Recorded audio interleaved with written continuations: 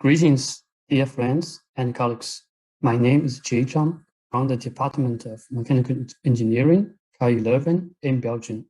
Today, I'm taking this opportunity to discuss the possibility of applying fused filament fabrication on the moon. And I hope this presentation could be fun to you and bring up discussions of the possibility of this additive manufacturing technology. This presentation shares the typical structure of a research paper. I will start with the background. The future manned lunar or Martian operations require a base to be built for long-term human activities. The operation and the maintenance on those remote bases need different manufacturing techniques to support the long duration and the long endurance activity. In particular, additive manufacturing techniques play a vital role as they possess the capability to rapidly produce low volume and highly customized parts with reduced material usage. These attributes magnify their indispensability when traditional manufacturing techniques and materials are limited or not immediately available on the moon. FFF as one of the material extrusion AM techniques is even more promising and interesting for long duration missions. The thermoplastic feedstock can be recycled, which further reduces the material consumption and the logistic costs, and promotes the self-sustainability of the process. But there's one key question to be answered. Can FFF succeed on the moon? Before we talk about the possibility of FF on the moon, I'd like to define this process to be FFF performed on the moon surface, but outside a pressurized chamber or room. On the other hand, FF on the moon in a pressurized room is less challenging, as the only difference from the counterpart activity on the Earth is the gravity intensity. However, reduced gravity intensity is not critical in FFF. The rationale behind is the ratio between a typical body force and that of a surface force usually goes to zero as the characteristic dimension goes to zero.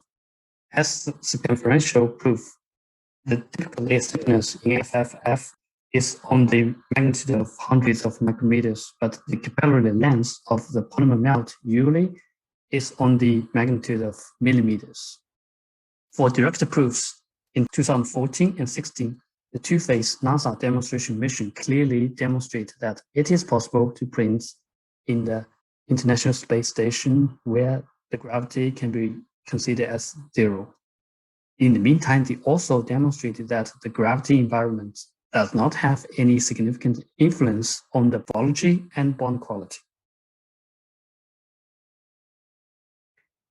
The primary motivation to require FF on the moon to be performed outside a pressurized room is due to the emissions of chemical compounds and ultrafine particles in the printing process. If such chemical compounds are released in sealed environments, they would definitely raise concerns over the crew health.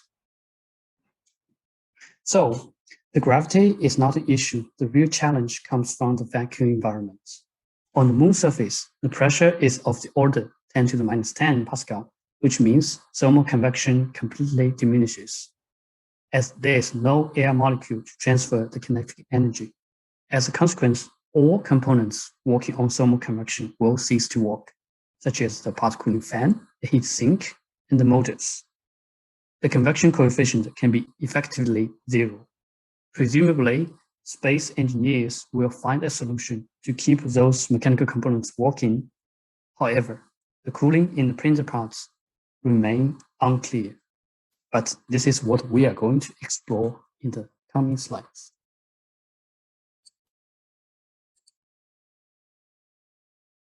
To probe the cooling in FFF printed parts, we primarily use simulations with a self-developed open access model, T4F3.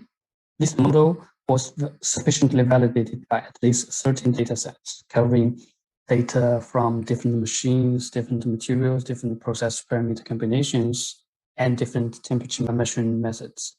You can see from this temporal profile that the simulation gives very good results, agreeing nicely the patterns with the data from thermocouples and from thermal cameras.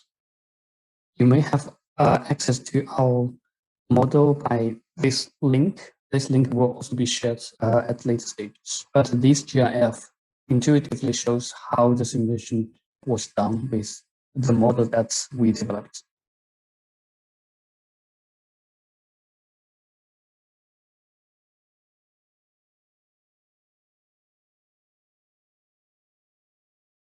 We use the model to run simulations of FF on the Earth for 3 datasets. These datasets are chosen based on different layer thickness and also different build number ranges. The experimental details can be found in reference 5, and this table presents all the details for you to reproduce the simulations. For simulations on the moon, the key parameters here are the convection coefficient H. It should be set to 0. And the other is the room temperature. Should be the mean temperature on the moon minus 20. So when you change these two parameters, you are simulating the FF process on the moon. The material properties, we'd like to leave them unchanged because the pressure change by 0.1 megapascal is considered rather limited for solid materials. Before we present how the print part cools on the moon, we'd like to know first how it cools on the Earth. So let's take a look at the part cooling at different layer thickness. We can observe that in different data sets at different layer thickness or different build number, the cooling profiles are different. In the high resolution or low layer thickness cases, the print part cools very fast, and the reheating peaks are very obvious, and they can penetrate for multiple layers. However, for the high flow rates cases, where the layer thickness is very big or the build number is higher than 0.1, the part cooling shows different patterns. Reheating peaks is no longer obvious, not only in the simulations, but also in the experimental observations. We conclude from this graph that the high resolution printing is conduction dominated, but for the high volume flow rate printing, it is convection dominated. This figure also points out two directions for future FFF technology. One aims for higher resolution, and the other aims for higher volume flow rates, but each direction has its own challenges. Regarding the coolings, high-resolution printing will have the problem of cooling too fast. So we might need to think how to prevent the parts cooling too fast. However, high-volume flow rate printings, the cooling can be too slow. In that case, we need to accelerate the cooling during the printing. Now, finally, we look at how the print part cools on the moon. So look at these temporal temperature profiles. The bottom line is the part cooling on the Earth subject to forced convection. This solid blue line is the cooling on the Earth, but subject to natural convection. This red line is indeed the cooling on the moon. Apart from the differences in the convection coefficients, the room temperature is also taken as the mean temperature of the moon surfaces. We can clearly observe that the cooling in print part is only slightly slower than the natural convection on the Earth. Thus, the possibility to apply FF on the moon is positive. However, the process window should be narrower to achieve the same degree of cooling. A lower speed or a lower volume flow rate should be used. On the other hand, if we set the emissivity to 0, we can also observe this temporal temperature profile, which has no chance to succeed as the material melting temperature is just around. But we can conclude that the radiant heat transfer plays an indispensable role in the part cooling on the moon.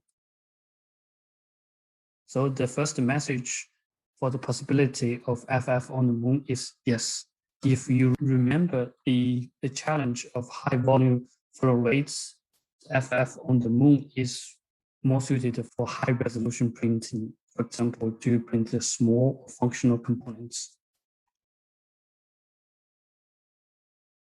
Apart from the temporal files, we can also have a check on the temperature fields.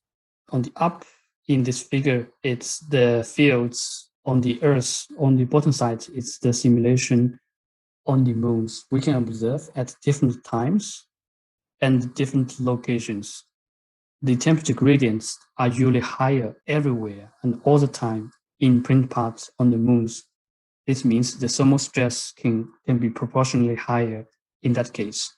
These observations also support the previous one that FF on the moon is more suited for printing small geometries and for functional applications.